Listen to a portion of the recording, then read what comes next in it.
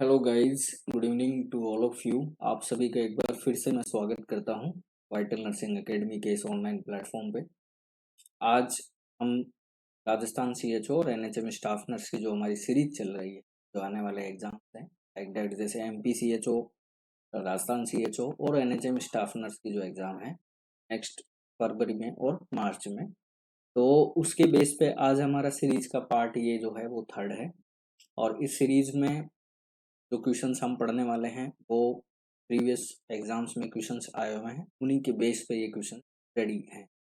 ठीक है, तो मैं उम्मीद करता हूँ कि आप सभी लोग जो व्यूवर्स हैं पर हैं वाइटल नर्सिंग, और जो नहीं भी हैं देख रहे हैं, तो वो मेंबर बनिए, के लिए से मेरी ये रिक्वेस्ट है। एंड सबसे इम्पोर्टेंट चीज़ ये है कि एग्ज़ाम देखो नज़दीक ही है, एग्ज़ाम नज़दीक है, तो हमारी तरफ से पूरी कोशिश रहेगी कि हम आपको डेली कंटेंट प्रोवाइड करें। आपकी ये रिस्पॉन्सिबिलिटी कि आप उस पूरी जो कंटेंट है, जो पूरा वीडियो है, उस पूरा एंड तक आप देखें और उसे शेयर करें। और शेयर करके आप अपने साथियों की भी हेल्प कर सकते हैं। ठीक है, और धीरे धीरे कुछ क्वेश्चंस जो हैं वो थोड़े थोड़े मैं इम्पोर्टेंट क्वेश्चंस भी लेने वाला हूँ, तो आप बेफिक्र रहिए। जिस हिसाब से पेपर्स प्रीवियस एग्जाम्स में हुए हैं वो पेपर्स भी आपके सॉल्यूशन हो जाएंगे। सबसे इम्पोर्टेंट बात यह है कि प्रीवियस जितने भी सीएचओ और एनएचएम स्टाफ नर्स के एग्जाम हुए हैं, ठीक है, उनके क्वेश्चंस भी इन सीरीजों में है, और जो आगे आने वाली जो आपकी सीरीज रहेंगी रेगुलर बेसिस पे, उनमें आपके वो इन्वॉल्व जरूर होंगे। ठीक है, तो आज की क्लास अपन स्टार्ट करते हैं। चलिए, आज की क्लास का आपका पहला क्वेश्चन ये है। आज की क्लास का आपका पहला क्वेश्चन ये रहा। क्या क्वेश्चन है, देखिए। Which disorder is characterised by abnormal accumulation of cerebrospinal fluid in the ventricles of brain. Brain के जो वेंट्रिकल्स होते हैं, ठीक है, ब्रेन के जो वेंट्रिकल्स होते हैं उनमें सीएसएफ, सेरिब्रोस्पाइनल फ्लूइड का मतलब हो गया सीएसएफ। तो सीएसएफ का एबनॉर्मल अगर एक्यूमुलेशन हो जाए इसमें वेंट्रिकल्स में ब्रेन के, तो इस कंडीशंस को हम क्या कहते हैं, क्वेश्चन आपसे ये पूछा। तो ये क्वेश्चंस मैंने प्रीवियस सीरीज में भी पढ़ा रखा है आपको। तो देखिए, पहला ऑप्शन है आपका एनसेफेलाइटिस, सेकंड ऑप्शन है मेनिंजाइटिस, थर्ड ऑप्शन है हाइड्रोसिपेलस, और लास्ट ऑप्शन आप सेरिब्रल पाल्सी, जिसको हम सीपी कहते हैं। तो इस क्वेश्चन का आपका राइट आंसर होने वाला है हाइड्रोसिफेलस। राइट आंसर आपका क्या रहेगा, सी यहाँ पे रहेगा। ठीक है, और इसकी कंडीशंस भी मैंने प्रीवियस सीरीज में आपको बताई है। दो टाइप का होता है ये, कम्युनिकेटिंग और नॉन कम्युनिकेटिंग। एक होता है कम्युनिकेटिंग, एक होता है नॉन कम्युनिकेटिंग। ठीक है, नॉन कम्युनिकेटिंग, क्लियर, कम्युनिकेटिंग। ठीक है, और इसके ट्रीटमेंट के लिए भी आपको याद रखना है, क्वेश्चंस पूछा जा सकता है। तो आपको याद रखना है वेंट्रिकुलो पेरिटोनियल शंट यूज करता है, ताकि जो एबनॉर्मली सीएसएफ कलेक्ट हुआ है वो क्या हो जाए, ड्रेनेज हो जाए। ठीक है, तो वीपी संट यहाँ इसके ट्रीटमेंट में हम यूज करते हैं। ठीक है, इसके अलावा यहाँ से आपको साइन पूछे जा सकते हैं। तो सनसेट साइन है, सेट आई जो देखने को मिलती है आपको, क्रैकपॉट साइन देखने को मिलेगा, क्रैकपॉट, ठीक है, या फिर इसको हम मैकवान साइन भी बोलते हैं, मैकवान साइन बोलते हैं। ठीक है, इसके अलावा abnormal large size of head देखने को, ठीक है, या फिर आप ये मान सकते हो कि हेड का जो सरकमफेरेंस है वो क्या हो जाता है, बढ़ जाता है। ठीक है, नॉर्मल से बढ़ जाता है, वो याद रखिए। ठीक है, इसमें दो रीजंस होते हैं, या तो प्रोडक्शन सीएसएफ का ज़्यादा है, या फिर उसका ड्रेनेज जो है वो फ्लो नहीं हो रहा है, या फिर उसका एब्जॉर्प्शन नहीं सीएसएफ का, ये रीजंस होते हैं हाइड्रोसिफिलस। ठीक है, बात कर लेते हैं पहले ऑप्शंस की, एंसेफेलाइटिस। तो देखिए, एंसेफेलाइटिस को क्या कहते हैं, एंसेफेलाइटिस होने के रीजंस क्या होते हैं, इन्फेक्शंस की वजह से ब्रेन अगर इन्फेक्शंस, ड्यू टू इन्फेक्शन, अब ड्यू इन्फेक्शंस आपके बैक्टीरियल भी हो सकते हैं और वायरल भी हो सकते हैं। ठीक है, अगर आपसे एंसेफेलाइटिस का मेन कोज पूछा जाए तो आपको याद रखना है हर्पीज सिम्प्लेक्स वायरस। ठीक है, हर्पीज सिम्प्लेक्स वायरस जो है वो एंसेफेलाइटिस कोज करता है, ये आपको याद रखना है, लीडिंग वायरस एचएसवी। ठीक है, इसमें होता क्या है, ब्रेन जो है वो स्वेलोइंग हो जाता है, ब्रेन जो है वो कैसा हो जाएगा, स्वेलिंग हो जाएगा। ठीक है, और इसमें आपको क्या देखने को मिलता है, जैसे फोटोफोबिया आपको देखने को मिलता है। ठीक है, फोटोफोबिया देखने को मिलता है, इसके अलावा सीजर्स आपको देखने को मिले, ठीक है, सीजर्स आपको देखने को मिले, स्टिफ नेक हो जाती है, स्टिफ क्या हो जाती है, नेक हो जाएगी, ठीक है। इसके अलावा एलओसी जो है वो डाउन हो जाती है, जिससे कन्फ्यूजन आपको देखने को कन्फ्यूजन आपको देखने को मिलता है, ठीक है। ये एंसेफेलाइटिस के साइन, ठीक है, क्लियर। अब बात कर लेते हैं आपके सेकंड ऑप्शन जो यहाँ पे दिया हुआ है, मेनिंजाइटिस। मेनिंजाइटिस किसको कहते हैं, जो मेनिंजियल लेयर होती है उनमें क्या हो जाए, आपके आइटिस लगा हुआ है, इसका मतलब inflammation of meningeal layer, inflammation of meningeal layer, inflammation of meningeal layer. अगर मेनिंजियल लेयर में आपके इन्फ्लामेशन हो गया तो फिर कंडीशन क्या हो जाएगी, मेनिंजाइटिस हो, ठीक है। लास्ट ऑप्शन आपका बचता है CP, cerebral palsy. Cerebral palsy किसको कहते हैं, तो सेरिब्रल का मतलब हो गया ब्रेन, और ब्रेन मसल्स जो है वो आपकी क्या हो जाएंगी, वीक हो जाती हैं, ये बात आपको ध्यान रखनी है। यानी सेरिब्रल पाल्सी का मतलब क्या हो सकता है, आप एक वर्ड में कहना चाहें तो एबनॉर्मल ब्रेन डेवलपमेंट, ठीक है, एबनॉर्मल ब्रेन डेवलपमेंट, ठीक है। या फिर एबनॉर्मल ब्रेन डेवलपमेंट, या फिर आप क्या बोल सकते हो, damage to the developed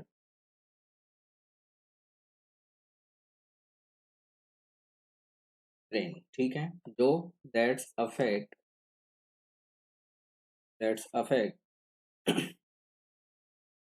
ability to control,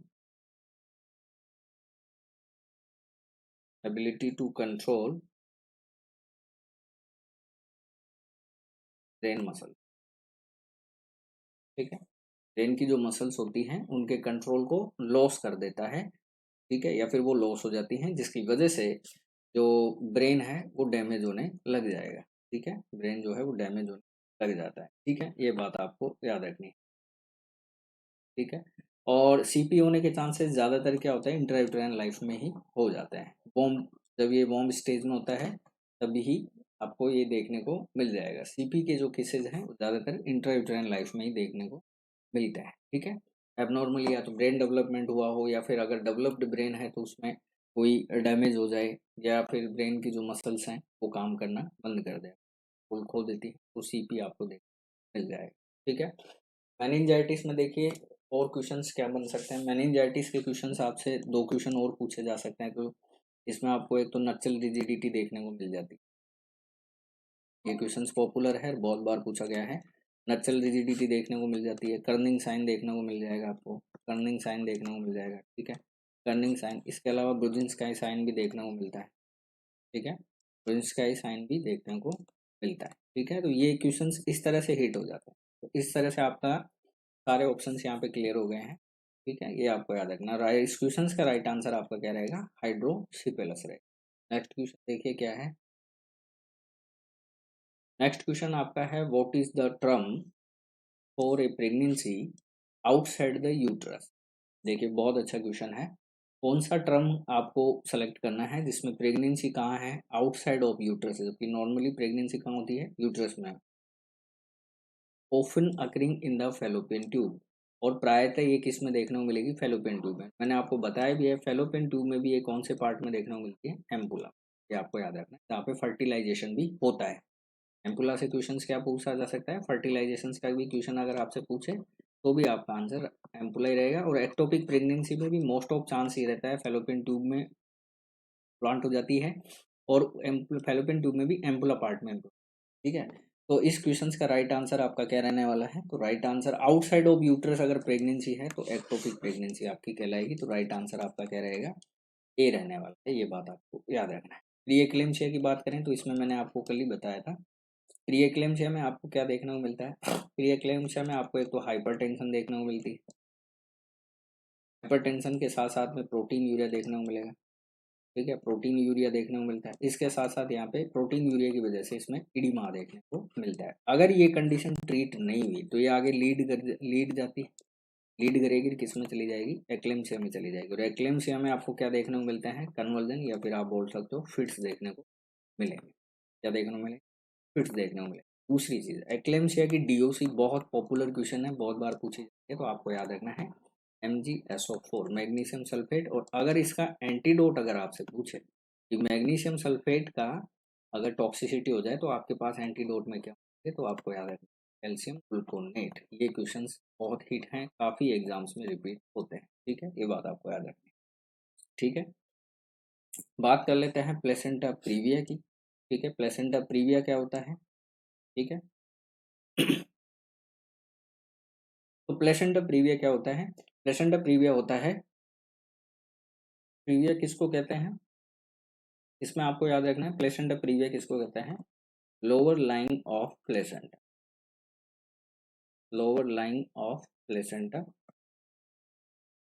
ये आपको याद, इतना सा वर्ड आपको याद रहेगा तो आपको प्लेसेंटा प्रीविया याद रहेगा। लोअर लाइन ऑफ प्लेसेंटा की बात करूं तो नॉर्मली क्या होता है, प्लेसेंटा कहाँ पे होता है, अपर साइड में, यूट्रस के अपर साइड में पोस्टीरियर पोर्शन में अटैच होता है। लेकिन प्लेसेंटा प्रीविया में क्या होता है, वो लोअर लोअर साइड में, यानी जो सर्वाइकल ओपनिंग का पार्ट होता है उस तरफ जो है, जो अटैचमेंट रहेगा प्लेसेंटा का वो देखने को मिलता है, इसको बोलते हैं प्लेसेंटा प्रीविया। पहली चीज याद रखना। दूसरी वीक ये कब होने के चांसेस रहते हैं, तो आफ्टर 20 वीक ये होने के चांसेस हो जाते हैं, ठीक है, ये याद रखना है। कितने टाइप्स का होता है, तो मेनली तो ये कितने टाइप्स का होता है, 4 टाइप का होता है। मेनली कितने टाइप का होता है, 4 टाइप का होता है। देखिए क्वेश्चन कहाँ कहाँ से पूछे जा सकता है, ठीक है।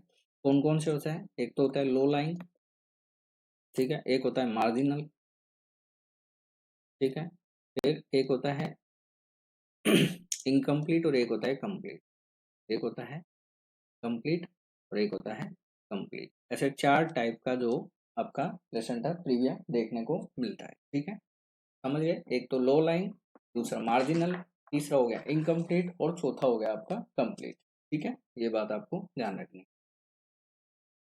इनकम्प्लीट को हम पार्शियल भी बोलते हैं, कंप्लीट को हम पार्शियल प्लेसेंटा प्रीविया भी बोलते हैं। अब मार्जिनल में 2 टाइप का होता है, एक होता है एंटीरियर और एक होता है पोस्टीरियर, एक होता है एंटीरियर और एक होता है पोस्टीरियर। अब अगर आपसे क्वेश्चन पूछे कि most common dangerous placenta previa, तो आपका राइट आंसर होना चाहिए मार्जिनल पोस्टीरियर। जो प्लेसेंटा प्रीविया होता है ये डेंजरस होता है, ये बात आपको याद रखना है। इसी केस में CS की रिक्वायरमेंट होती ही होती है। वैसे देखिए नॉन सीवियर अगर मैं बताऊं तो लो लाइन और मार्जिनल एंटीरियर है, बाकी मार्जिनल पोस्टीरियर इनकम्प्लीट और कंप्लीट ये सारे ही क्या है, सीरियस केस हो जाते हैं, ठीक है। पहली चीज आपकी ये याद रखनी है। दूसरी चीज इसमें आपसे ब्लीडिंग पे क्वेश्चन पूछा जा सकता है। तो देखिए इसमें जो ब्लीडिंग होती है ना, वो पेनलेस ब्लीडिंग देखने को मिलती है। कैसी देखने को मिलती है, पेनलेस ब्लीडिंग देखने को मिलती है, ठीक है, ये आपको याद रखना है। जबकि इसी का दूसरा पार्ट और होता है, उसको हम बोलते हैं एब्रेप्शो प्लेसेंटा, उसके बारे में मैं आपको थोड़ा बहुत बता देता हूँ। एक होता है एब्रेप्शो प्लेसेंटा, ठीक है।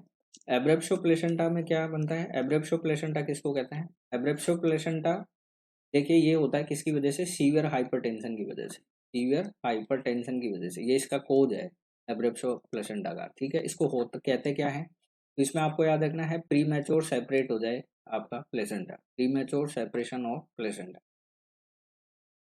Premature separation of placenta that called abruptio placenta. कितने टाइप्स का होता है, 3 टाइप का होता है, ठीक है, ये आपको याद रखना है। कौन कौन से, एक तो होता है रिवील्ड, ठीक है, एक तो होता है रिवील्ड, एक होता है कंसील्ड और तीसरा होता है वो होता है मिक्स। तीसरा कौन सा होता है, मिक्स होता है, ये आपको याद रखना है, ठीक है। एक चीज आपको याद रखनी है, एब्रेप्शो प्लेसेंटा में पेनफुल ब्लीडिंग देखने को मिलती है। कैसी देखने को मिलती है, पेनफुल ब्लीडिंग देखने को मिलती है, ठीक है, ये आपको याद रखना है, ठीक है, ये आपको याद रखना है।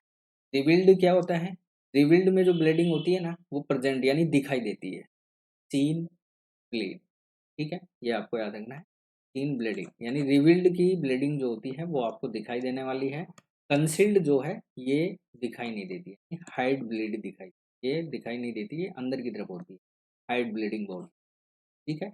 रिवील्ड ब्लीडिंग जो है वो फ्रेश आपको देखने को मिलेगी, ठीक है, ये आपको, और मिक्स में दोनों के सिम्टम्स आपको देखने को मिल जाता है। इस केस को कहते हैं हम एब्रेप्शो प्लेसेंटा, ठीक है। तो इस तरह से ये कहानी आपकी होती है कंप्लीट, क्लियर। गेस्टेशनल डायबिटीज मैंने आपको बता दिया है, प्रेगनेंसी में जो डायबिटीज का लेवल है वो क्या हो जाता है, इंक्रीज हो जाता है, ये आपको याद रखना है, ठीक है। तो इस क्वेश्चन का आपका राइट आंसर क्या होने वाला है, ए रहने वाला है, ठीक है। प्लेसेंटा प्रीवियस एक क्वेश्चन और आपसे पूछा जा सकता है, स्टॉल वर्थी साइन भी इसमें पूछा जाता है। स्टॉल वर्थी साइन किससे रिलेटेड है, तो आपको याद रखना है प्लेसेंटा प्रीवियस, ठीक है। ये क्वेश्चन भी आपसे अगर पूछे तो याद रखना stall worthy sign. Next question देखिए क्या है, नेक्स्ट क्वेश्चन आपका है, what is the most common form of malnutrition in India? Most common form of malnutrition in India, India में माल न्यूट्रिशन की मोस्ट कॉमन फॉर्म कौन सी है? प्रोटीन माल न्यूट्रिशन है, आयरन डेफिशिएंसी एनीमिया है, vitamin A deficiency है, या फिर आयोडीन डेफिशिएंसी? ठीक है, ये क्वेश्चन आपसे पूछा गया है। ठीक है, तो आपको याद रखना है, ये क्वेश्चन बहुत हिट है। आपको बताऊं, एनएचएम स्टाफ नर्स के एग्जाम्स में ये क्वेश्चन बहुत बार पूछा गया है। मोस्ट कॉमन फॉर्म आपसे पूछी गई है माल न्यूट्रिशन की, ये क्वेश्चन यहाँ पे फंस रहा है।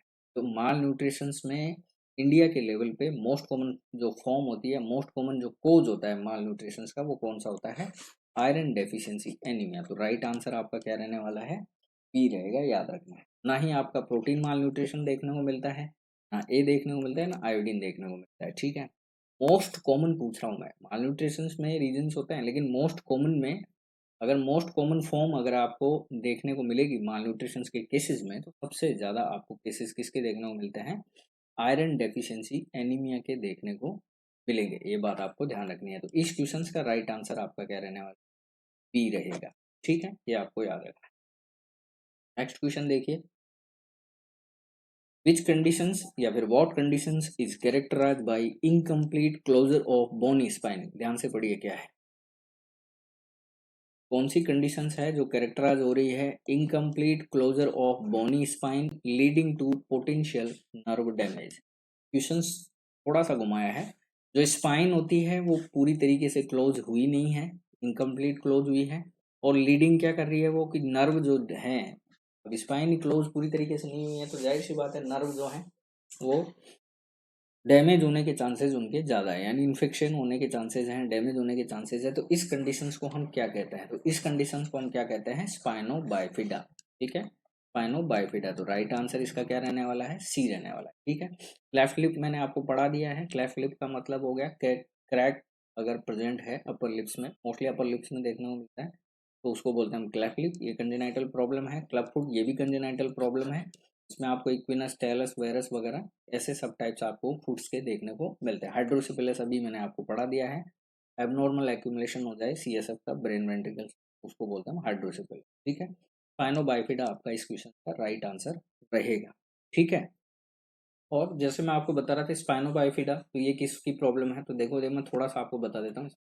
ये है न्यूरल ट्यूब डिफेक्ट की। इसकी प्रॉब्लम है न्यूरल ट्यूब डिफेक्ट की। ठीक है, neural tube defect. Neural tube defect कितने टाइप्स के होते हैं? 3 टाइप्स के होते हैं। कौन कौन से? एक तो होता है एनेनसिफेली। ठीक है, एनेनसिफेली। एक होता है एनसिफेलोसेल, सिफेलो सेल, और एक होता है स्पाइनोबाइफिडा। होती है स्पाइनोबाइफिडा, जो कि आपके क्वेश्चन ने पूछा है। एनेनसिफेली का मतलब तो क्या हो गया? Congenital absence of skill bone. Congenital absence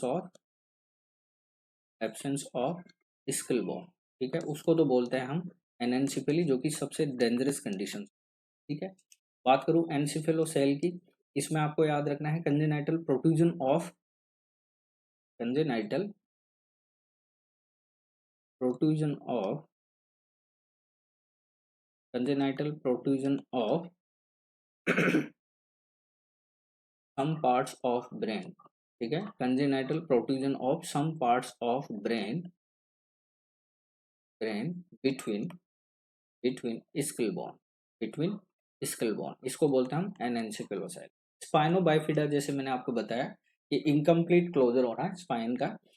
ठीक है, अब ये मेन चीज देखिए, यहाँ से क्या क्वेश्चन पूछा जा सकता है आपसे? एक तो क्वेश्चन पूछा जा सकता है, मोस्ट कॉमन लोकेशन पूछी जा सकती है। स्पाइनोबाइफिडा की मोस्ट कॉमन लोकेशन क्या होती है? ये क्वेश्चन बहुत बार पूछा गया। तो आपको याद रखना कौन सी होती है? लंबर 5 से लेके सैक्रल 1 तक, L5 से लेके S1 जो मोस्ट कॉमन लोकेशन होता है। पहली चीज, कितने टाइप्स का होता है? 2 टाइप्स का होता है ये स्पाइनोबाइफ याद रखना है स्पाइनोबाइफिडा, थोड़ा सा साइड कर लेता हूँ मैं, देखो स्पाइनोबाइफिडा ओक्यूल्टा। ठीक है, स्पाइनोबाइफिडा ओक्यूल्टा, और एक होता है स्पाइना बाइफिडा सिस्टिका, स्पाइनोबाइफिडा सिस्टिका। ठीक है, अब देखिए इन दोनों में से डेंजरस कौन सी है? तो सिस्टिका सबसे ज्यादा डेंजरस। ठीक है, स्पाइनोबाइफिडा क्यों नहीं है मैं आपको बताऊं। तो पहली चीज तो याद रखना है, देखिए इसमें क्या है, ऑर्गन्स जो हैं वो प्रोट्यूड नहीं होते हैं। ऑर्गन जो हैं वो प्रोट्यूड नहीं होते हैं। ठीक है, इसलिए ये डेंजरस नहीं है, क्योंकि यहाँ पे न्यूरोलॉजिकल आपको कोई भी एबनॉर्मलिटी देखने को नहीं मिलती। यहाँ से क्वेश्चन आपसे क्या पूछे जा सकते हैं, देखिए यहाँ एक तो आपको टफ्ट ऑफ हेयर देखने को मिलता है, ये क्वेश्चन पूछा जा सकता है। टफ्ट ऑफ हेयर जहाँ पे भी ऐसी स्पाइनोबाइफिडा ओक्यूल्टा जहाँ पे लोकेटेड है वहाँ पे टफ्ट ऑफ हेयर देखने को मिलेंगे, बालों के गुच्छे देखने को मिलेंगे। दूसरी चीज आपसे क्या पूछी जा सकती है, डिम्पल ऑफ स्किन देखने को मिलता है। डिम्पल ऑफ स्किन, जो स्किन है वहाँ पे आपको डिम्पल्स जैसे देखने को मिलते हैं। ठीक है, ये बात आपको याद रखनी है। ठीक है, उसके अलावा पोर्ट वाइन आपको port wine port wine stain आपको देखने को मिल सकता है। ठीक है, लेकिन अब बात करूं स्पाइनोबाइफिडा सिस्टिका, तो यहाँ पे ऑर्गन्स जो हैं वो प्रोट्रूड होते हैं, ऑर्गन जो है वो बाहर की तरफ निकल के आ जाते हैं। ठीक है, अब इसमें भी ये दो टाइप्स की होती है, ऑर्गन्स की लोकेशंस के अकॉर्डिंग भी या ऑर्गन्स के प्रेजेंट होने की कंडीशंस में भी ये दो टाइप की होती है। पहली मेनिंगोसील होती है, पहली होती है मेनिंगोसील, और दूसरी कौन सी होती है, माइलो मेनिंगोसील। तो मेनिंगोसील, ठीक है, ये आपको याद, ठीक है। मेनिंगोसील में तो आपको याद रखना है यहाँ पे क्या होता है, मेनिंगोसील में एक तो आपको मेनिंजेस देखने को मिल जाएंगी बाहर की तरफ प्रोट्रूड होती हुई, और सीएसएफ देखने को मिलता है। ठीक है, लेकिन माइलो मेनिंगोसील में आपको याद रखना है, माइलो मेनिंगोसील में क्या क्या देखने को मिलेगा, आपको मेनिंजेस देखने को मिलता है। ठीक है, सीएसएफ देखने को मिलता है। ठीक है, इसके अलावा स्पाइनल कोड देखने को मिल जाएगी, स्पाइनल कोड देखने को मिल जाएगी, नर्व रूट भी देखने को मिल जाता है।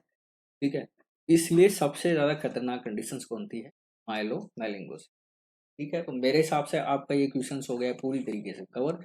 मैंने जितने भी क्वेश्चन इससे बनते थे वो लगभग लगभग आपके सारे कवर कर दिए। इस क्वेश्चन का राइट आंसर आपका जो रहेगा वो रहेगा स्पाइनोबाइफिडा। क्लियर है, नेक्स्ट क्वेश्चन देख लेते।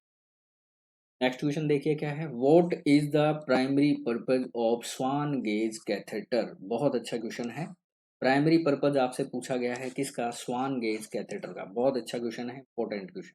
ठीक है, देखिए पहला ऑप्शन क्या है, बीजरिंग सेंट्रल वीनस प्रेशर यानी CVP, administering IV medicine, monitoring urine output, और assessing respiration rate.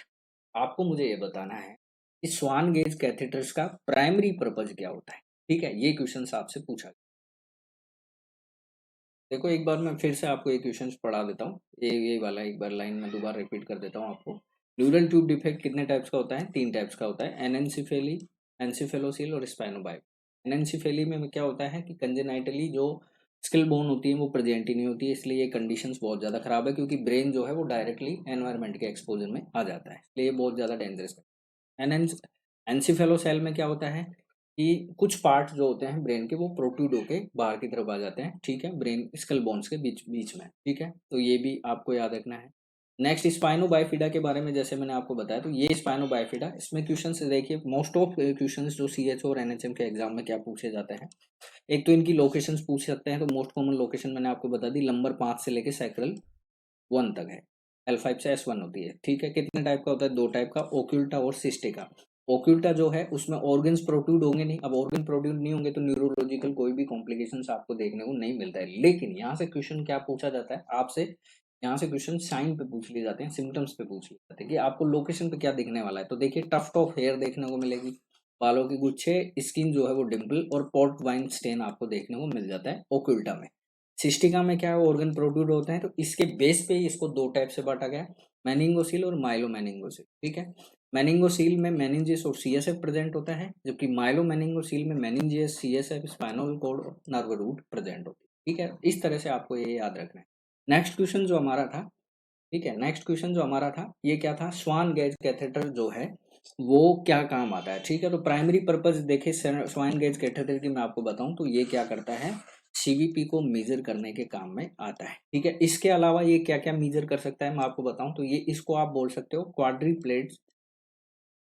Quadruple lumen catheter भी बोलते हैं इसको, क्वाड्रिपल ल्यूमन कैथेटर भी बोलते हैं, या फिर आप इसको बोल सकते हो राइट हार्ट कैथेटर। ये क्वेश्चंस भी पूछा गया है, राइट हार्ट कैथेटर के नाम से किसको जाना जाता है, तो आपको याद रखना है स्वान गेज कैथेटर, एसजीसी जिसको बोलते हैं, एसजीसी। ठीक है, इसके अलावा ये क्या क्या नाप सकता है, तो देखिए पल्मोनरी आर्टरी प्रेशर नापता है, ये pulmonary artery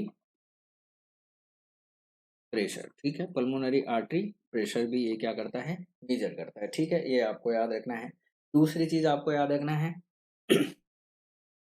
pulmonary capillary veg pressure, ठीक है। पल्मोनरी, कैपिलरी, वेज प्रेशर और सेंट्रल वेनस प्रेशर, तो तीनों प्रेशर्स जो है वो डिटरमाइन करने का काम स्वान गेज कैथेटर का यूज उसमें करते हैं। 4 ल्यूमेन होते हैं इसमें, ये भी आपको याद रखना है, ठीक है। बाकी आईवी मेडिसिन भी दे सकते हैं, ठीक है, आईवी मेडिसिन के लिए भी इसका पर्पज होता है, लेकिन क्वेश्चन आपसे प्राइमरी पर्पज के क्वेश्चन, देखिए हमारी अपनी जो सीरीज चल रही है उसमें मैंने जो क्वेश्चंस डाले हैं वो लगभग सारे आपसे प्राइमरी पे क्वेश्चन पूछे गए हैं। तो प्राइमरी में क्या है, आपको मेन जो रीजन होता है उसके बारे में देना होता है। आईवी मेडिसिन भी देते हैं लेकिन प्राइमरी पर्पज में नहीं माना जाएगा, इसलिए आंसर मॉनिटरिंग यूरिन आउटपुट ये गलत है, रेस्पिरेटरी भी गलत आंसर, ठीक है। तो राइट आंसर आपका इस क्वेश्चन का क्या रहेगा, ए रहने वाला है, ये बात आपको याद रखनी, ठीक है। नेक्स्ट क्वेश्चन देखते हैं। नेक्स्ट क्वेश्चन देखिए क्या है, कंडीशंस है characterised by inflammation of heart inner lining, heart की इनर जो लाइनिंग होती है, ठीक है, उसका क्या हो गया है, इंफ्लेमेशन हो गया है। ओफन कोज इन्फेक्शंस, जो कि इन्फेक्शंस की कोज की वजह से हुआ है, उसको हम क्या कहते हैं, ठीक है। ये आपसे क्वेश्चन पूछा गया है, ठीक है। तो देखिए आपको बताऊं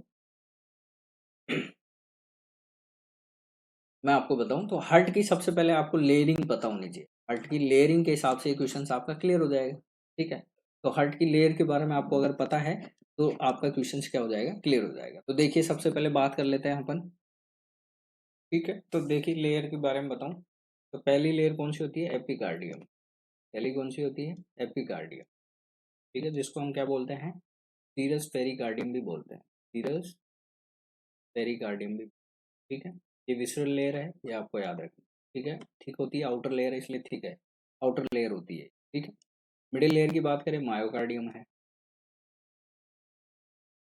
ठीक है, मायोकार्डियम है, मस्कुलर लेयर है, ठीक है, मस्कुलर। फिर बात करें लास्ट वाली, एंडोकार्डियम, लास्ट वाली कौन सी है, एंडोकार्डियम, जो इनर लेयर है, कैसी लेयर है, इनर लेयर है। और आपसे क्वेश्चन किसका पूछा गया है, इनर लेयर का ही पूछा गया है, जो कि वेंट्रिकल्स या वॉल्स वगैरह होती है उनकी लेयर होती है, ठीक है।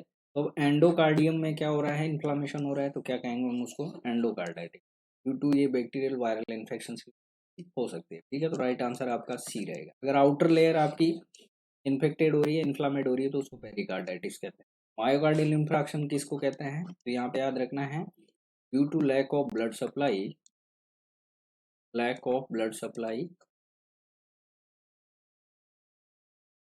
मायोकार्डियम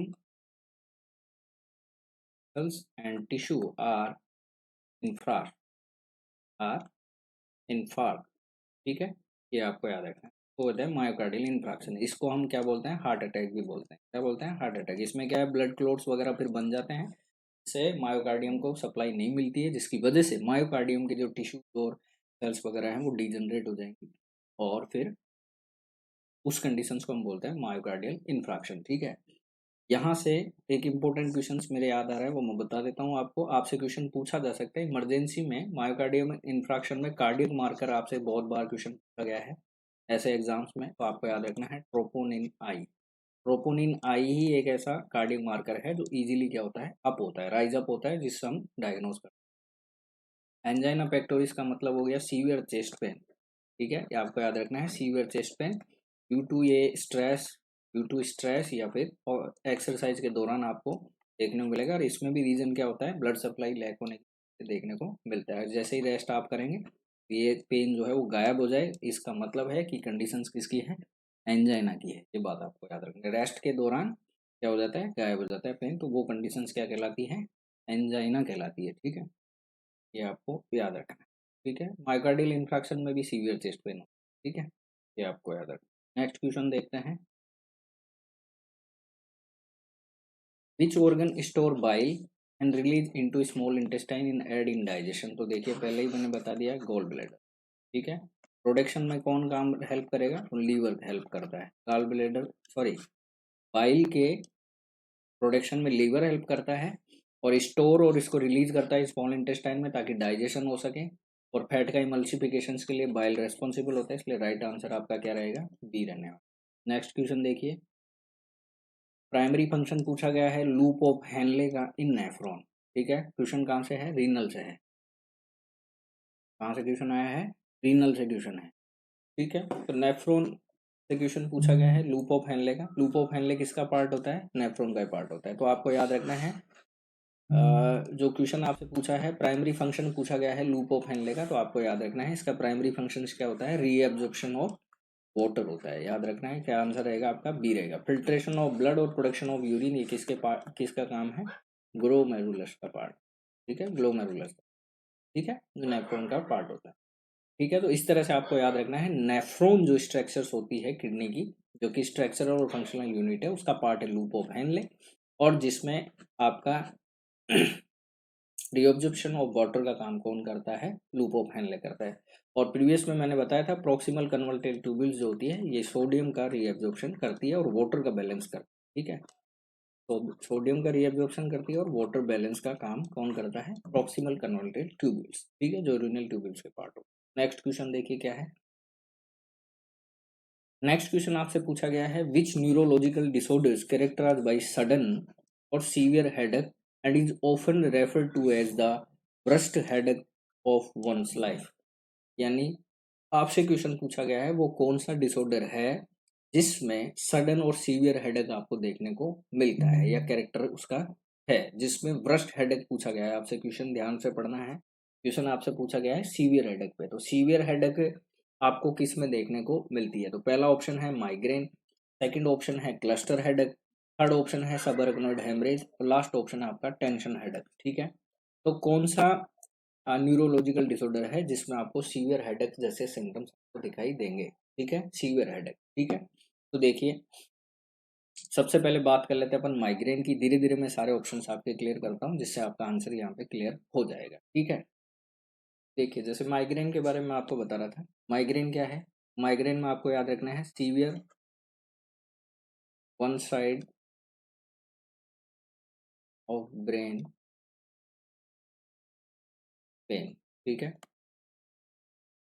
किस वजह से हो सकता है ये? तो ट्रोमा की वजह से हो सकता है। ठीक है, हार्मोनल इम्बैलेंस की वजह से भी हो सकता है, हार्मोनल इम्बैलेंस की वजह से भी हो सकता है, और जेनेटिक भी रीजंस होता है। अगर फैमिलियर अगर माइग्रेन है तो फिर ये ट्रांसपेरेंट होता है। ठीक है, ये रीजंस होते हैं, ये आपको याद रखना।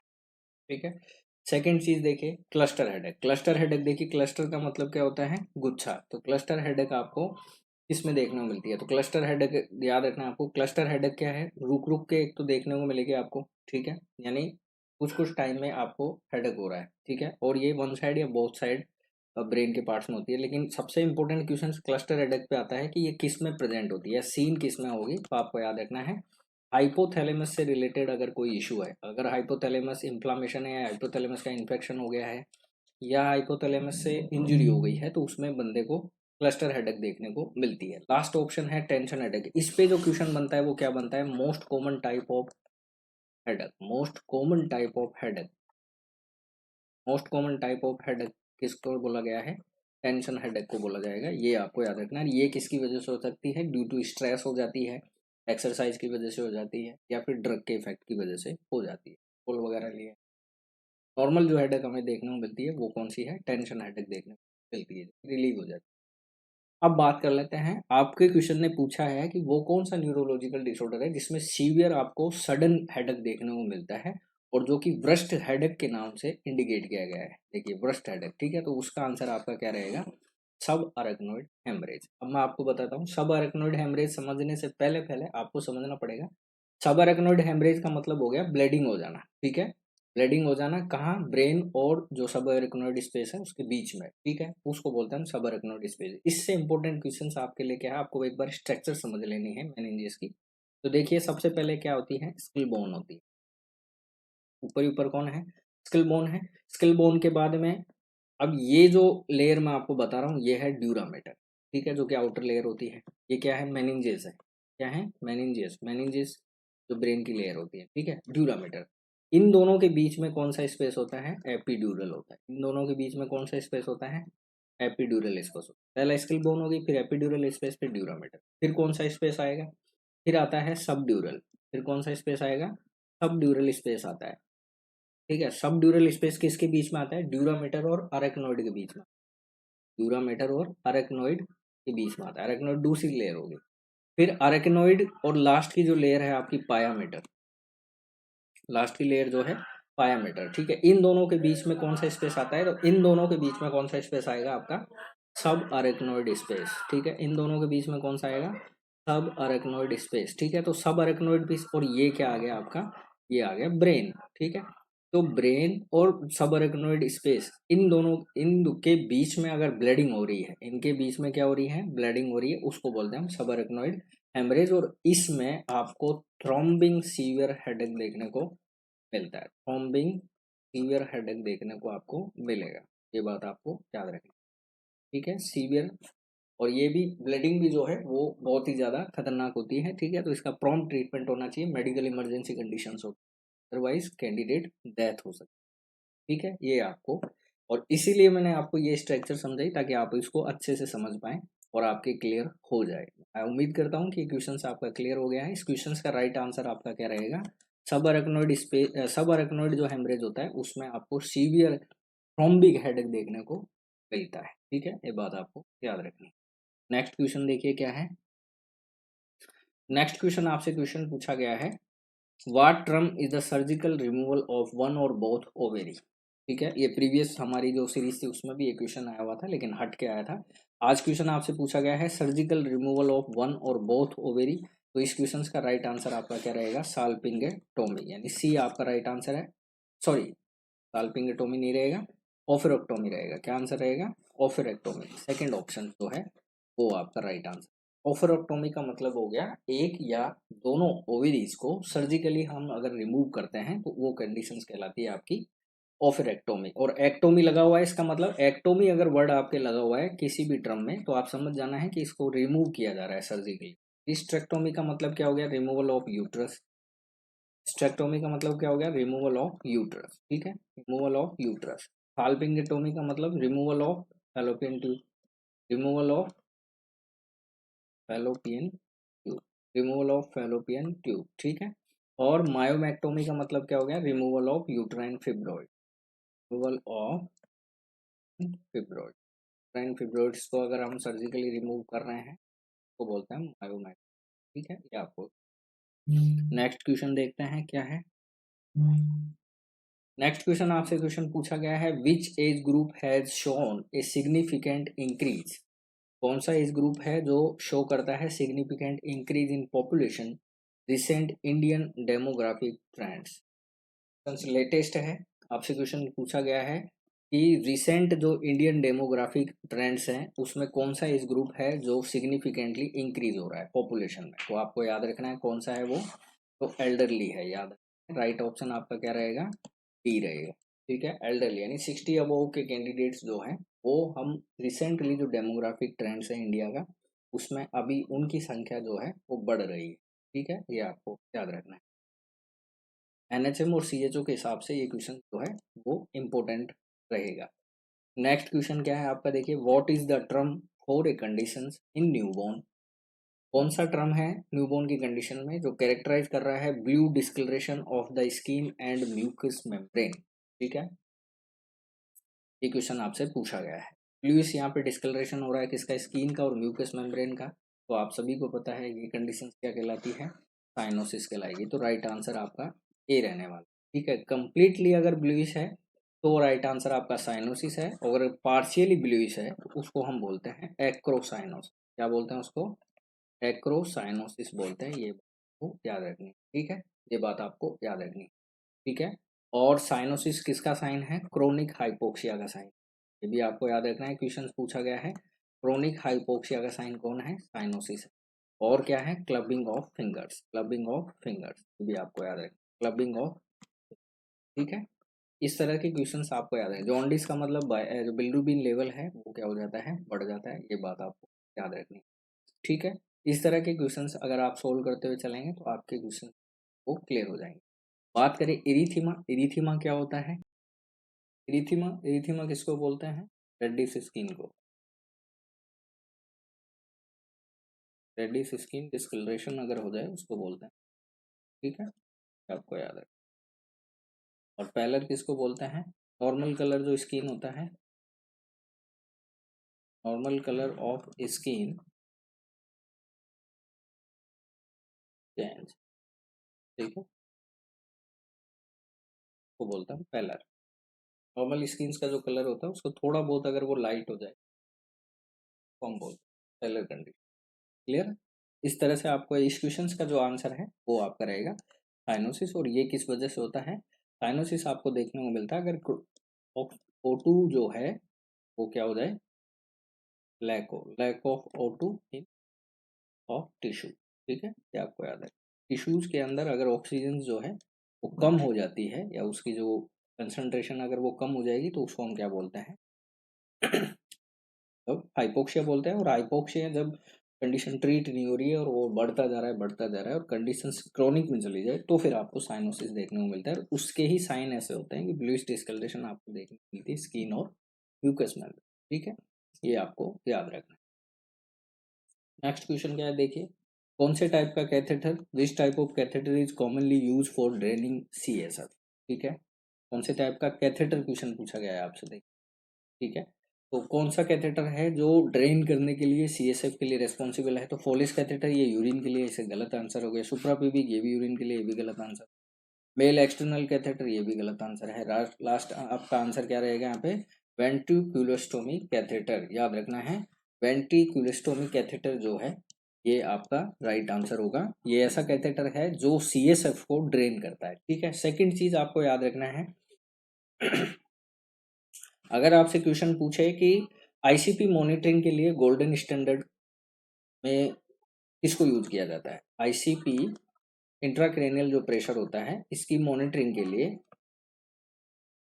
के लिए भी इसको यूज करते हैं अपन, वेंट्रिकुलोस्टोमी कैथेटर को यूज करते हैं। एक चीज आपको ये याद रखनी है। ठीक है, ये बात आपको याद रखनी है। सेकंड चीज मैं आपको बताऊं, अब इसको इंसर्टेट कैसे करते हैं? तो इसको इंसर्टेट करते हैं अपन क्रेनियोटोमी क्रिएट करते हैं। क्रेनियोटोमी क्रिएट करने से क्या होता है, वेंट्रिकुलोस्टोमी जो कैथेटर है इसको हम क्या कर दिया जाता है, इंसर्ट किया जाता है। ठीक है, एक बात तो आपको याद रखनी है। दूसरा याद रखना है आपको दूसरा याद रखना है इसको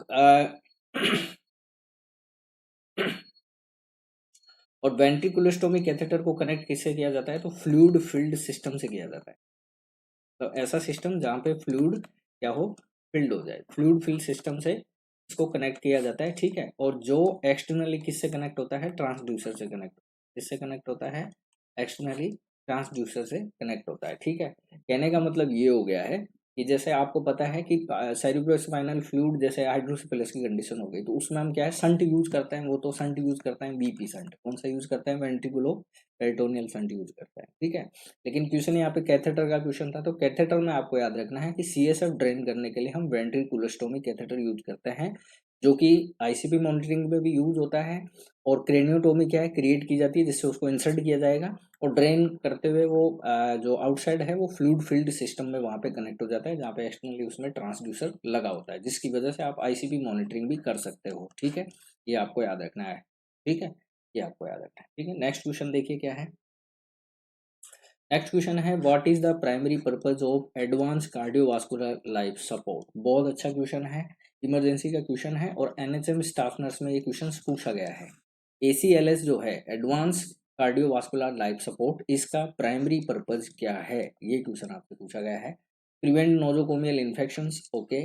managing cardiac emergency, okay. Administering routine vaccination and assisting, last option देखिए क्या है, मैं इसको थोड़ा छोटा कर देता हूँ।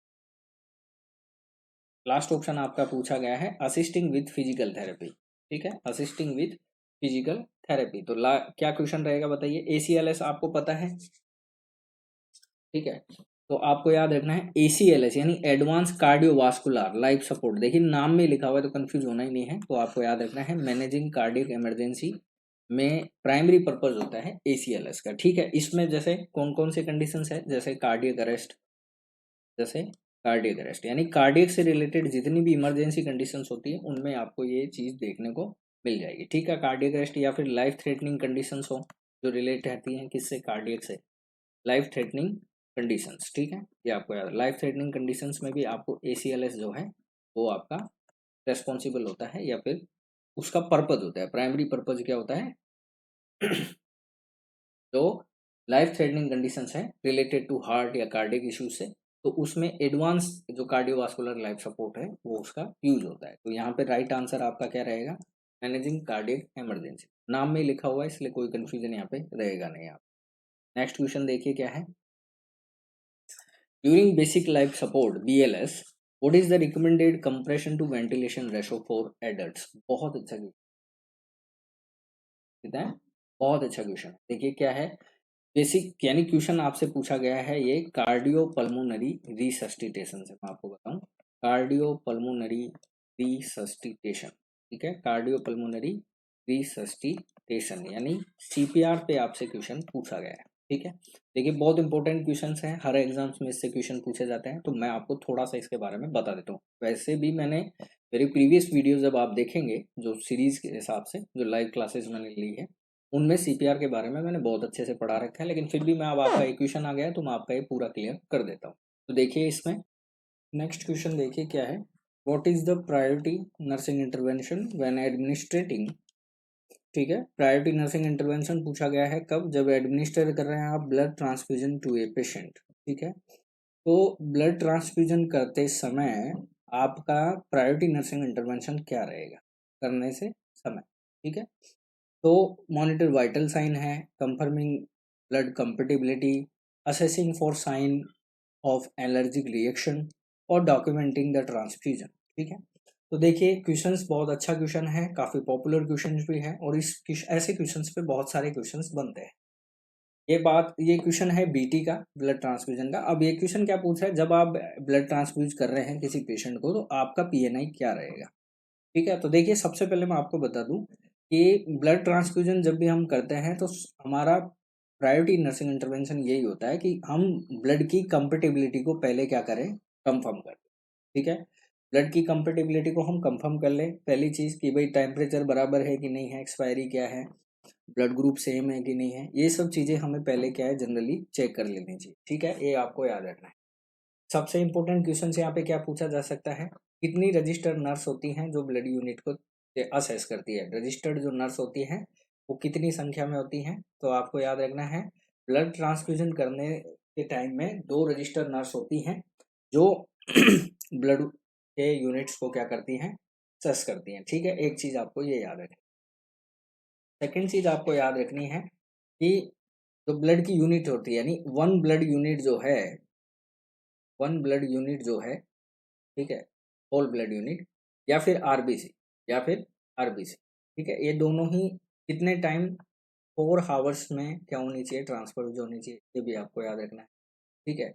लेकिन जैसे 1 यूनिट प्लेटिलेट्स, देखिए क्वेश्चंस जो पढ़ने हुए हैं यहाँ से, 1 यूनिट हो गई प्लेटिलेट्स की, ठीक है। उसके अलावा WBC की हो गई, फ्रेश फ्रोजन प्लाज्मा 1 यूनिट हो गई आपकी प्लेटिलेट्स की, ठीक है, प्लेटिलेट्स की 1 यूनिट हो गई। Fresh frozen plasma FP fresh frozen plasma हो गया, क्रायो प्रेसिपिटेट हो गया, ठीक है, या फिर WBC, ठीक है। ये सारी यूनिट्स कितने टाइम में जानी चाहिए, ये 30 मिनट में चली जानी चाहिए, यानी 30 मिनट का इनका टाइमिंग होता है ट्रांसफ्यूज होने का, ये बात आपको याद रखनी है, ठीक है। फिर बिफोर, मतलब सॉरी बिफोर नहीं, आपको याद रखना है बिफोर BT, सॉरी आपको याद रखना है स्टार्टिंग जो BT का ब्लड ट्रांसफ्यूजन का जो ड्रॉप फैक्टर रहेगा, ठीक है, ड्रॉप फैक्टर रहेगा वो कितना रहता है, 10 ड्रॉप्स रहता है, ये आपको याद रखना है, 10 ड्रॉप्स पर मिनट जाना चाहिए, ठीक है। ये आपको याद रखना है, कब तक जाना चाहिए, 15 मिनट तक जाना चाहिए, स्टार्टिंग के 15 मिनट तक आपको 10 ड्रॉप्स पर मिनट के हिसाब से ब्लड ट्रांसफ्यूज करना होता है। इसके बाद 15 मिनट के बाद में आपको क्या करना होता है, 15 मिनट के बाद आपको 15 to 30 ड्रॉप्स आपको कर देनी होती है, ठीक है। अगर 15 मिनट स्टार्टिंग में कोई भी उसको रिएक्शन नहीं है, कोई उसको कॉम्प्लिकेशन नहीं हुआ है, कोई भी उसको साइड इफेक्ट नहीं हुआ है ब्लड ट्रांसफ्यूजन से, तो फिर आप 15 to 30 ड्रॉप्स पर मिनट से आप उसको स्टार्ट कर सकते हैं, ठीक है। PT स्टार्ट करने से पहले हमें NS 0.9% जो है वो पुश करनी चाहिए, ये बात भी आपको याद रखनी है, ठीक है, बहुत जरूरी होता है, ठीक है। फीवर के पेशेंट्स को कभी भी ब्लड ट्रांसफ्यूजन नहीं करते हैं, ये बात भी आपको याद रखनी है, ठीक है। NS अपन क्यों ही देते हैं, तो आपको याद रखना है NS हम इसलिए देते हैं ताकि हीमोलाइसिस ना हो, प्रिवेंट हीमोलाइसिस की वजह से बिफोर हम ब्लड ट्रांसफ्यूजन क्या देते हैं, 0.9% NS देते हैं, ठीक है। ये कुछ कुछ क्वेश्चंस हैं जो बहुत ही ज्यादा इंपॉर्टेंट है, ये आपको याद रखना है, ठीक है। ये बात आपको याद रखनी है, ठीक है। और ये जो रजिस्टर नर्स होती हैं इनको स्टे टाइमिंग भी पूछा गया है। पेशेंट के साथ में स्टे टाइमिंग रजिस्टर नर्स का कितना होता है, तो याद रखना है स्टार्टिंग के 15 मिनट याद रखना है। 15 मिनट स्टार्टिंग के जो 15 मिनट होते हैं वहां पर रजिस्टर नर्स को उस पेशेंट्स के पास ही स्टे करना होता है, ये बात आपको याद रखनी है, ठीक है।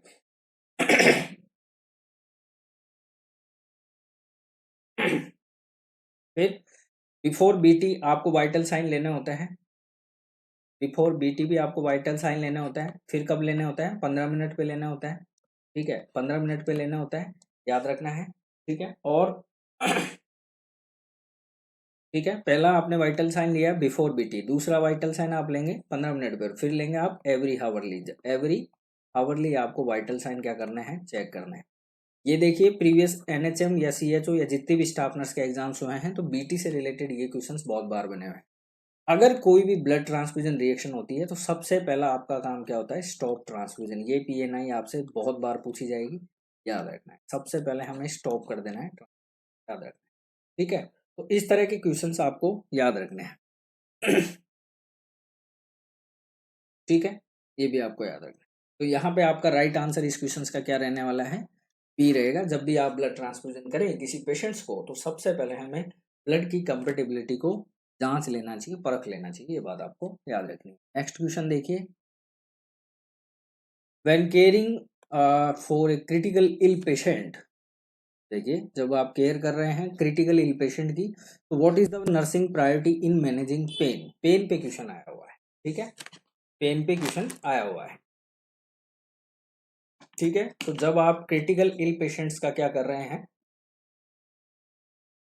केयर कर रहे हैं, तो नर्स की कौन सी, what is the nurse priority in managing pain. Main pain जो है क्रिटिकल इल पेशेंट का उसको मैनेज करने के लिए नर्स की प्रायोरिटी क्या रहेगी, ये बात आपको याद रखनी है। तो क्या रहने वाली है, तो वैन जब भी आप केयर कर रहे होते हैं क्रिटिकल इल पेशेंट का तो नर्स की प्रायोरिटी क्या रहती है मैनेजिंग पेन करने के लिए, तो आपको याद रखना है administrating pain medicine on schedule, assessing pain intensity regularly, encourage deep breathing exercise और प्रोवाइडिंग डिस्ट्रैक्शन टेक्निक। तो आपको याद रखना है क्रिटिकल इल पेशेंट्स जो होते हैं या टर्मिनल इल पेशेंट्स जो होते हैं उनका सीवियर जो प्रायोरिटी हमारा रहता है एज ए नर्स मैनेजिंग करने का वो रहता है पेन। और पेन को आप कब असेस, पेन को आपको क्या करना होता है रेगुलरली, उसकी इंटेंसिटी को आपको क्या करना होता है असेस करना होता है। जब भी आप किसी टर्मिनल इल पेशेंट्स या क्रिटिकल इल पेशेंट्स को केयर कर रहे हैं तो उस पेशेंट में पेन को आप मैनेज करने के लिए आपका जो प्रायोरिटी नर्सिंग रहेगा वो यही रहेगा कि आप उसकी पेन की इंटेंसिटी को रेगुलरली क्या करते रहें, मॉनिटर करते रहें या फिर असेस करते रहें। तो इस क्वेश्चन का राइट आंसर आपका क्या रहने वाला है, बी रहेगा, ठीक है। ये आपकी प्रायोरिटी पे रहेगी, ठीक है, ये आपको याद रखना, प्रायोरिटी पे आपका असेसिंग ही रहेगा। उसके बाद फिर आपको पेन मेडिसिन वगैरह जो प्रोवाइड करनी है वो आप देते रहिए। नेक्स्ट देखिए क्या है, in a patients with respiratory distress, candidate को क्या है रेस्पिरेटरी डिस्ट्रेस है, which action should the nurse avoid. ठीक है, तो रेस्पिरेटरी डिस्ट्रेस का पेशेंट है तो कौन सा एक्शन जो नर्स का है वो उसे अवॉइड करना चाहिए। पहला ऑप्शन देखिए ऑक्सीजन थेरेपी, सेकंड ऑप्शन है elevating head of bed, encourage deep breathing exercise, administer a sedative without assessing respiration rate. अब देखिए क्या क्वेश्चन पूछा है आपसे, रेस्पिरेटरी डिस्ट्रेस यानी कैंडिडेट को रेस्पिरेशन में क्या हो रही है, प्रॉब्लम हो रही है, डिफिकल्टी हो रही है, तो एडमिनिस्टर ऑक्सीजन थेरेपी ये तो बिल्कुल सही है, देनी चाहिए, ये रेस्पिरेशन में हेल्प करेगी। एलिवेशन हेड ऑफ बेड ये भी सही है, ये भी सही है, क्यों, क्योंकि एक्सपांड करती है थोरैक्स कैविटी को। डीप ब्रीथिंग एक्सरसाइज भी अच्छी चीज है क्योंकि ये भी एक्सपांड करती है, ठीक है। तो ये तीनों जो नर्स के एक्शन है ये बिल्कुल करेक्ट है, ये हमें अवॉइड नहीं करनी चाहिए, क्या करनी चाहिए, प्रोवाइड करनी चाहिए। जिस पेशेंट्स को रेस्पिरेटरी डिस्ट्रेस प्रॉब्लम है हमें अवॉइड क्या करना है, हमें सिडेटिव अवॉइड करना है, सिडेटिव हमें नहीं देना है। जबकि ये क्या कह रहा है कि administer sedative without assessing respiration rate, आपने रेस्पिरेशन रेट देखी भी नहीं है और आप सिडेटिव को क्या कर रहे हैं, एडमिट कर रहे हैं। तो या ये जो एक्शन है नर्स को क्या करना चाहिए, अवॉइड करना चाहिए, ये बात आपको याद रखनी है, ठीक है। क्यों, क्योंकि सेडेटिव अगर आप उसको देंगे तो रेस्पिरेशन डिप्रेशन कोज करता है, तो ये कंडीशंस और भी ज्यादा क्या हो जाएगी, खराब हो जाएगी, ठीक है। तो इसलिए नर्स का ये एक्शंस जो यहाँ पे है कि भाई सेडेटिव आप एडमिनिस्टर कर रहे हैं तो ये यहाँ पे रॉन्ग आंसर होगा, ठीक है, तो आपका इस क्वेश्चन से रिलेटेड जो आंसर है वो आपका क्या रहने वाला है, डी। हम कभी भी सिडेटिव्स नहीं देते हैं, ये बात आपको याद रखनी, या फिर क्वेश्चंस में दी जाएगी अगर रखी भी जाएगी। नेक्स्ट क्वेश्चन देखिए, बहुत अच्छा क्वेश्चन है। देखिए, what is the primary focus, देखिए फिर से प्राइमरी पे क्वेश्चन है। What is the primary focus of infection prevention in the ICU, intensive care unit जो होती है उसमें इन्फेक्शन को प्रिवेंट करने के लिए प्राइमरी फोकस क्या होता है।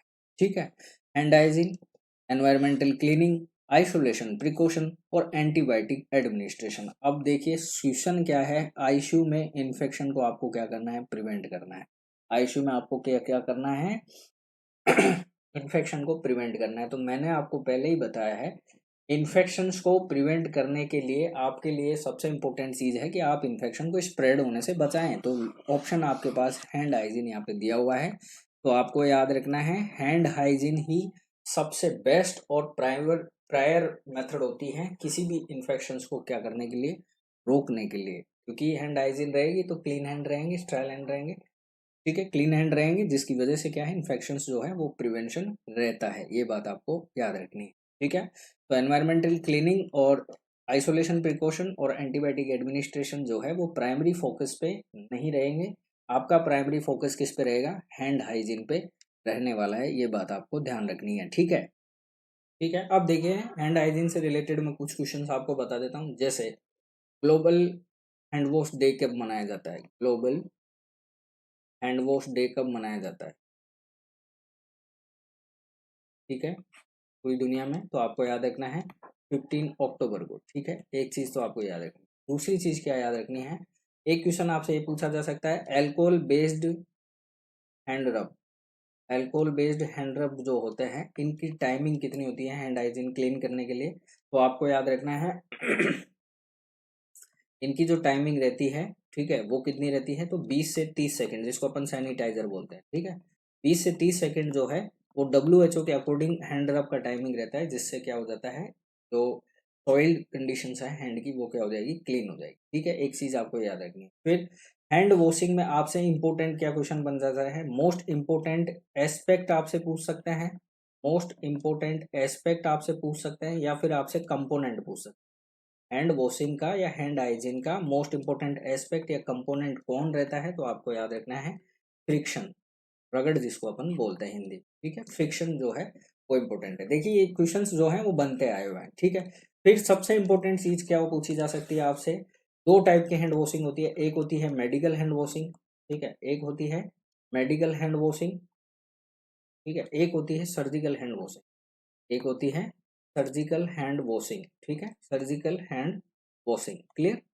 अब देखिए मेडिकल हैंड वॉशिंग में क्वेश्चंस आपसे क्या पूछे जा सकते हैं, एक तो पूछा जा सकता है आपको वाटर का फ्लो पूछा जा सकता है, ठीक है। ये मेडिकल हैंड वॉशिंग में वाटर का फ्लो कैसा होता है और सर्जिकल में कैसा होता है। तो मेडिकल हैंड वॉशिंग में तो किस तरफ होगा, एल्बो से हैंड की तरफ होगा, ठीक है, एल्बो से हैंड की तरफ, ठीक है, ये आपको याद रखना है, ठीक है। यानी पानी जो है वो एल्बो यहाँ गिरना चाहिए टैप वाटर, और इस तरफ जो है वो फ्लो रहेगा, ठीक है। सर्जिकल हैंड वॉशिंग में किस तरफ रहता है, हैंड टू एल्बो रहता है, किस तरफ, हैंड टू एल्बो, यानी इस तरफ यहाँ पानी गिरे और यूं इस तरफ जैसे फ्लो होना चाहिए, ठीक है। एक तो हो गया ये। सेकंड चीज यहाँ से पूछ सकते हैं आपको टाइमिंग पे, सेकंड चीज आपसे टाइमिंग पे पूछ सकते हैं। तो 40 से 60 सेकंड जो है वो मेडिकल हैंड वॉशिंग का टाइमिंग रहता है, और सर्जिकल हैंड वॉशिंग का टाइमिंग कितना रहता है, 3 से 5 मिनट रहता है, 3 से 5 मिनट। लेकिन अगर बात करें स्क्रब की, स्क्रब इन ओटी, अगर आप स्क्रब कर रहे हैं ओटी में, तो हैंड वॉशिंग का टाइमिंग सर्जिकल का कितना हो जाएगा, 10 मिनट। ये इंपॉर्टेंट क्वेश्चन है, याद रखना, इस तरह के क्वेश्चन आपसे ज्यादातर पूछे जा सकते हैं, ठीक है, ये आपको याद रखना है, क्लियर। और हैंड वॉशिंग जो है या हैंड हाइजीन जो है ये किसका पार्ट है, तो आपको याद रखना है किसका पार्ट होता है, ये स्टैंडर्ड प्रिकॉशंस का पार्ट है। ये भी आपसे क्वेश्चन पूछे तो आपको बता देना है स्टैंडर्ड प्रिकॉशंस, जिसमें अपन पर्सनल प्रोटेक्टिव इक्विपमेंट्स वगैरह आते हैं स्टैंडर्ड प्रिकॉशंस में। तो पीपीई, पर्सनल प्रोटेक्टिव इक्विपमेंट, ये भी स्टैंडर्ड प्रिकॉशन में आते हैं, और हैंड हाइजीन भी स्टैंडर्ड प्रिकॉशन आते हैं, ये बात आपको ध्यान रखनी है, ठीक है। तो हैंड वॉशिंग से रिलेटेड जितने भी क्वेश्चन बनते हैं वो लगभग लगभग मैंने आपको यहाँ पे बता दिए हैं। आज के सीरीज का लास्ट क्वेश्चन देखिए क्या है, a nurse is performing otoscopic examination on a client, ठीक है। ओटोस्कोपिक यानी वो ईयर का एग्जामिनेशन कर रही है क्लाइंट का, विद सस्पेक्ट डायग्नोसिस ऑफ मैस्टोटाइटिस। ठीक है, मैस्टोटाइटिस का सस्पेक्ट लग रहा है, मैस्टोटाइटिस का। तो the nurse would expect to note which of following if this disorder was present. Question आपसे ये पूछ रहा है, एक क्लाइंट है जिसको मैस्टोटाइटिस हुआ है, मैस्टोटाइटिस वाले केस में वो कर रही है ओटोस्कोपिक एग्जामिनेशन। अब आपसे क्वेश्चन ये पूछा गया है कि वो कौन सा सिम्टम्स है या कौन सा वो साइन है जिसको नर्स देखने के बाद कंफर्म कर देगी कि इस क्लाइंट को मैस्टोटाइटिस है। ठीक है, तो मतलब ये पूछ रहा है एक्सपेक्ट टू नोट, आपको नोट करना है वो जिससे कंफर्म हो जाए कि डिसऑर्डर जो है वो प्रेजेंट है। तो देखिए पहला ऑप्शन क्या है, मोबाइल टिम्पेनिक मेम्ब्रेन, ठीक है, transparent tympanic membrane, clearly colour tympanic membrane, या फिर थिक और इमोबाइल टिम्पेनिक मेम्ब्रेन। ठीक है, ये क्वेश्चन है। तो देखिए सबसे पहले मैं आपको बताऊं मैस्टोडाइटिस जो है वो किसका प्रॉब्लम है, तो आपको याद रखना है इन्फेक्शंस जो है, मैस्टोडाइटिस क्या है, इन्फेक्शंस ऑफ मिडिल ईयर। ठीक है, मिडिल ईयर जो होती है, मिडिल ईयर का जो है ये क्या है, इन्फेक्शन है। ठीक है, इसमें क्या होता है, मैस्टोइड जो बोन होती है वो क्या होती है, इन्फेक्ट होती है। मैस्टोइड जो बोन है वो क्या हो जाएगी, इन्फेक्ट हो जाएगी, जिसकी वजह से पस फॉर्म्ड क्या बनते हैं, सिस्ट बनने लग जाते हैं। फर्स्ट फॉर्म सिस्ट आपको इसमें देखने को मिलते हैं, जिसकी वजह से यहाँ पे आपको क्या देखने को मिलेगा, ओटोरिया देखने को मिलता है। ठीक है, ओटोरिया देखने को मिलेगा। इसके अलावा ओटालजिया देखने को मिलता है। ठीक है, फिर टेम्परेचर आपको इंक्रीज, क्योंकि इन्फेक्शन ज़्यादा है वो इन्फ्लामेशन है, इसलिए टेम्परेचर यहाँ पे इंक्रीज देखने को मिलेगा। दूसरी चीज़, ठीक है, दूसरी चीज़ आपको क्या देखने को मिलेगी, रेडनेस देखने को मिलती है। ठीक है, behind the year, behind the year आपको क्या देखने को मिलती है, रेडनेस देखने को मिलती है, टेंडरनेस देखने को मिलता है। रेडनेस और टेंडरनेस आपको देखने को मिलता है, ये बात आपको ध्यान रखनी है। ठीक है ये बात आपको याद रखनी है। ठीक, इसके अलावा स्वेलिंग आपको देखने को मिल जाएगी, क्या देखने को मिल जाएगी, स्वेलिंग। अगर मैस्टोडाइटिस को ट्रीट नहीं किया, अगर ये क्या है, अनट्रीट है, तो आपको याद रखना है फ्यूचर में हियरिंग लॉस होने के चांसेस भी हो जाते हैं। ठीक है, ये आपको याद रखना है, क्योंकि मैस्टोडाइटिस में कंटिन्यूअस पस फॉर्मेशन बनती है, इसी वजह से थिक और इमोबाइल टिम्पेनिक मेम्ब्रेन आपको देखने को मिलेगी जब आप ओटोस्कोपिक एग्जामिनेशन इस क्लाइंट का करेंगे। ठीक है, टिम्पेनिक मेम्ब्रेन जो है वो थिक और कैसी हो जाएगी, इमोबाइल हो जाती है, ये आपको याद रखना है। ठीक है, ये आपको याद रखना है। ठीक है, क्यों हो जाती है, क्योंकि इसमें पस जो है वो कंटिन्यूस फॉर्म होती है, इसी वजह से कंटिन्यूस फॉर्म होती है, इसी वजह से पुरुलेंट डिस्चार्ज आपको देखने को मिलता है ओटोरिया में। ठीक है, पुरुलेंट डिस्चार्ज आपको देखने को मिलता है। ठीक, पुरुलेंट डिस्चार्ज आपको देखने को मिलता है, पेन भी रहेगा। ठीक है, क्योंकि इन्फ्लामेशन, इसलिए पेन भी यहाँ पे आपको साइन देखने को मिलता है। ठीक है, और रेडनेस और टेंडरनेस और स्वेलिंग जो आपको देखने को मिलेगी वो बिहाइंड द ईयर, जैसे ये मेरा ईयर है तो इसके ये वाला जो पोर्शन है यहाँ पे आपको रेडनेस स्वेलिंग जो है ये चीजें देखने को मिलती है। ठीक है, समझ गए। तो इस क्वेश्चंस का आपका राइट आंसर क्या रहने वाला है, डी रहने वाला। सो आज की क्लास को अपन यहीं फिनिश करते हैं। मैं उम्मीद करता हूँ कि आपको जो CHO और NHM स्टाफ नर्स के लिए जो ये सीरीज वाइटल नर्सिंग एकेडमी ने जो स्टार्ट की है वो आपको पसंद आ रही हो, और आप अपना ओपिनियन कमेंट सेक्शंस में ज़रूर दें। अगर किसी को कोई क्वेश्चंस ना समझ में आए तो भी आप ज़रूर ओपिनियन दे सकते हैं अपना। ठीक है, फिर मिलते हैं नए कंटेंट के साथ, और नई जानकारियाँ और इंफॉर्मेशंस नर्सिंग के जॉब्स की वैकेंसी से रिलेटेड, जितनी भी government job all around India में जो मतलब रिक्रूट होती हैं उनसे रिलेटेड इंफॉर्मेशंस अपडेट होने के लिए भी आप चैनल को सब्सक्राइब कर सकते हैं। और वैसे भी मैं जैसे ही कोई वैकेंसी का इंफॉर्मेशन मुझे मिलता है मैं ज़रूर उसकी वीडियो यहाँ पे डाल देता हूँ, तो वो भी आपको समय पे मिल जाएगी। इसके लिए आप चैनल पे अगर आप नए हैं तो सब्सक्राइब ज़रूर करें, वीडियो अगर अच्छी लगी है तो लाइक कीजिए। फिर मिलते हैं, ठीक है, नए कंटेंट में, नई सीरीज नंबर 4 के साथ। तब तक के लिए अपना ख्याल रखिए। जय हिंद, जय भारत।